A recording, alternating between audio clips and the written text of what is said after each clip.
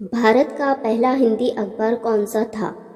वर्तमान में खुद को तरोताज़ा खबरों से अपडेट रखने के लिए हमारे पास कई साधन मौजूद है। इसमें अखबार से लेकर रेडियो और टीवी चैनल है। इसके अलावा सोशल मीडिया के माध्यम से लोग अधिकांश खबरें भी पढ़ा करते हैं। हालांकि एक समय ऐसा भी था जब खबरों के लिए सिर्फ अखबार ही माध्यम हुआ करता था। खबरों के सबसे पुराने माध्यमों में अखबार शामिल है। आज भी अमूमन सभी लोगों के घर में अखबार आता है।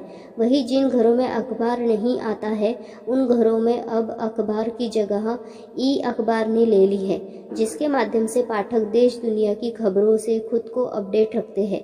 देश में आज भी एक बड़ा वर्ग हिंदी खबरों से जुड़ा हुआ है, जो कि हिंदी खबर सुनता है और पढ़ता है। हालांकि क्या आपको पता है कि भारत का सबसे पहले हिंदी अखबार कौन सा था? यदि नहीं तो इस लेख के माध्यम से हम भारत के पहले हिंदी अखबार के बारे में जानेंगे। अंग्रेजी और बांग्ला भाषा के अखबारों का था बोलबाला भारत में। समाचार पत्रों का चलन शुरू होने के बाद अंग्रेजी और बांग्ला भाषा के समाचार पत्रों का ही बोलबाला था। उस समय लोग इन दो प्रमुख भाषाओं में ही अखबार पढ़ा करते थे। ऐसे में देश में दूर दूर तक कोई भी हिंदी अखबार नहीं था। इस वजह से एक हिंदी अखबार की ज़रूरत महसूस की गई और इस तरह एक हिंदी अखबार का जन्म हुआ। कौन सा था भारत का पहला हिंदी अखबार? भारत के पहले हिंदी अखबार की बात करें तो पहला हिंदी अखबार उदंत मार्तंड था।